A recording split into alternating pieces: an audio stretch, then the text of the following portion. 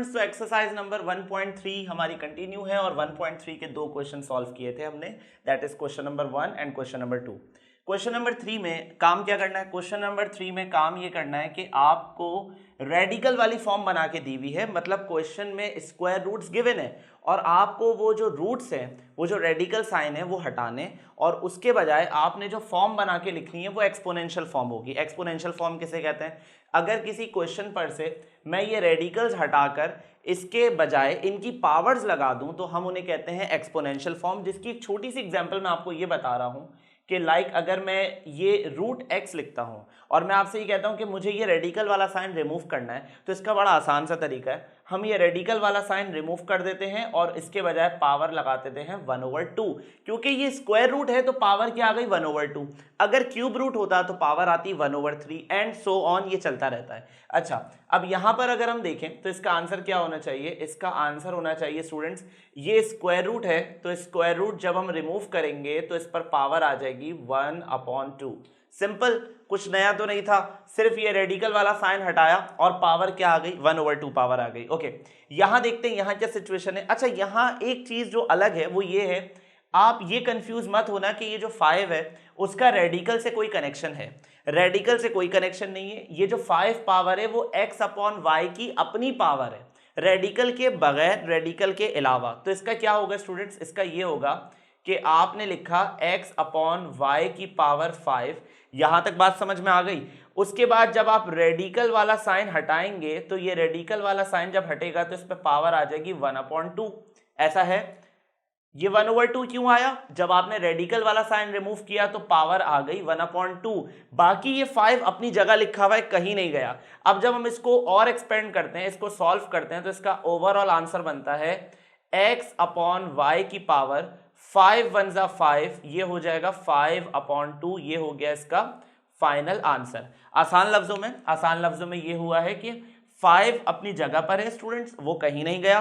Radical sign remove होकर जो power आई थी 1/2, 5 और 1/2 मल्टीप्लाई होने के बाद आंसर आ गया 5/2।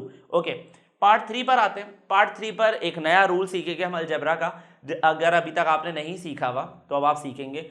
स्टूडेंट, मैथ में अगर हमारे पास एक्सपोनेंट के साथ माइनस साइन हो, जैसे यहां आप देख रहे हो 5 के साथ माइनस लगा हुआ है, इस माइनस साइन को चेंज किया जा सकता है। कैसे चेंज किया जा सकता है? फॉर एग्जाम्पल, ये दो मार्कर्स के ऊपर अगर कोई माइनस पावर है और मैं चाहता हूं कि वो साइन में से माइनस हट जाए, तो मैं सिर्फ इतना सा करूंगा कि मैं इनको रेसिप्रोकल कर दूंगा। रेसिप्रोकल मतलब इनको पलट दूंगा, इनकी पोजीशन शिफ्ट कर दूंगा। इसका बेनिफिट क्या होगा? इसका बेनिफिट ये होगा कि यहां से ये माइनस वाला साइन जो है वो रिमूव हो जाएगा। तो हम लोग सेम टू सेम ऐसा करने वाले हैं। y/x से मैंने लिख दिया x/y, कोई हर्ज नहीं है इसमें, रेसिप्रोकल कर दिया। उसके बाद क्या किया है? उसके बाद ये किया है कि -5 जो था वो चेंज हो गया है +5 में। ओके, यहां तक क्लियर है। और ये जो क्यूब रूट है, जब ये हटेगा तो बजाय 1/2 के अब आएगा 1/3। क्यों 1/3 क्यों आया? पहले और दूसरे पार्ट में तो 1/3 नहीं आया था स्टूडेंट्स, वो स्क्वायर रूट थे। स्क्वायर रूट में 2 यूज होता है, दैट्स वाई हमने 1/2 यूज किया था। ये क्यूब रूट है, क्यूब रूट में 1/3 यूज होता है। ओके, अब क्या करना है? अब ये करना है कि 5 और 1/3 मल्टीप्लाई हो जाएंगे तो हमारे पास आंसर आ जाएगा x/y की पावर 5/3। x/y की पावर 5/3। ये 5 कहां से आया? जो पहले लगा हुआ था वही है। और ये 1/3 कहां से आया? रेडिकल रिमूव होने के बाद। अच्छा, अब इस क्वेश्चन पर एक बात नोट कीजिएगा, आपकी जो टेक्स्ट बुक है, मैथ्स की जो टेक्स्ट बुक आप लोग यूज़ कर रहे हैं, उसमें बहुत सारी मिस्टेक्स हैं। तो जैसे जैसे हम क्वेश्चंस पर आते जाएंगे मैं आपको वो मिस्टेक्स भी ठीक कराता जाऊंगा। उसमें इस क्वेश्चन में ये मिस्टेक है स्टूडेंट्स के पावर के साइन को चेंज नहीं किया गया। वेरिएबल्स तो चेंज किए गए हैं अगर आप अपना आंसर ऑब्जर्व करें टेक्स्ट बुक में, मगर पावर के साइन को चेंज नहीं किया गया, तो वो मिस्टेक है। वहां पर जो पावर में -5 है वो +5 होना चाहिए। ओके, नेक्स्ट पार्ट 4 देखते हैं। पार्ट 4 में क्या है? पार्ट 4 में हमारे पास ये जो 7 है उसका रेडिकल से कोई लेना देना नहीं है, तो इसका आसान लफ्जों में जो आंसर बन जाएगा जल्द से जल्द वो ये बनेगा कि 7, और ये जो 3 है वो कहाँ आ जाएगा? अपॉन में आ जाएगा, 7/3। ओके, इसका क्या होगा स्टूडेंट्स? इसका ये होगा 27 और इसके ऊपर जो रूट लगा हुआ है उसके साथ 9 पावर है, तो जब वो रूट रिमूव किया जाएगा तो आंसर में पावर क्या आ जाएगी 1/9। यहां देखते हैं यहां पे क्या है, इस पावर 2 का रेडिकल से कोई कनेक्शन नहीं है, लिहाजा आंसर बन जाएगा -64 पावर 2, और ये जो 3 आप देख रहे हो तो अपॉन में क्या आ जाएगा 3 आ जाएगा। ओके, ये क्वेश्चन सिंप्लीफाई कराएं, ये मैं थोड़ा सा डायरेक्ट लेके चल रहा हूं क्योंकि ये क्वेश्चन हमारे एमसीक्यूज में पूछे जाते हैं। ओके, नेक्स्ट, यहां पर बड़ा अजीब केस है, यहां पर पावर में नंबर के बजाय अल्फाबेट गिवन है, आप लोग देख सकते हो 1/2 की पावर m। कंफ्यूज नहीं होना, कंफ्यूजन जैसा कुछ भी नहीं है इसमें, अल्फाबेट्स हो या नंबर्स हो, अगर आपको बेसिक रूल्स आते हैं तो कोई भी क्वेश्चन गलत होने की गुंजाइश बनती ही नहीं है। यहां पर पावर m है तो मैं इसको इस तरह से डील करूंगा कि मैंने लिख दिया 1/2 की पावर m। ओके, फिर मैंने कर्ली ब्रैकेट्स यूज किए और जब मैंने ये रेडिकल रिमूव किया तो पावर आ गई 1/3। तो स्टूडेंट्स इसका ओवरऑल आंसर क्या हुआ, इसका ओवरऑल आंसर हो गया 1/2 m1/m/3।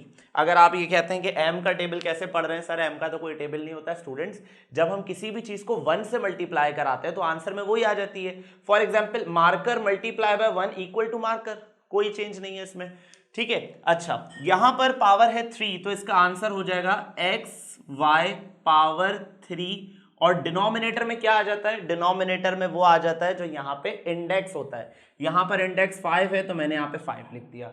ओके, अच्छा, यहाँ पर ये केस अलग है, गौर से सुनिएगा, यहाँ पर बाहर जो यूज हुआ है वो क्यूब रूट यूज हुआ है और अंदर जो यूज हुआ है वो स्क्वायर रूट यूज हुआ है, मतलब एक क्वेश्चन में दो रेडिकल्स यूज हुए हैं, एक क्यूब रूट और एक स्क्वायर रूट। हम इसको कैसे डील कर सकते हैं, इसको ऐसे डील किया जाएगा कि 4/3 पर से जब आप ये अंदर वाला रूट रिमूव करेंगे तो आपके पास पावर आएगी 1/2। यहां तक बात समझ में आई, अंदर वाला स्क्वायर रूट हटाया तो पावर आ गई है 1/2, और जब आप ये बाहर वाला स्क्वायर रूट हटा देंगे, सॉरी क्यूब रूट हटा देंगे तो आपके पास पावर आ जाएगी 1/3।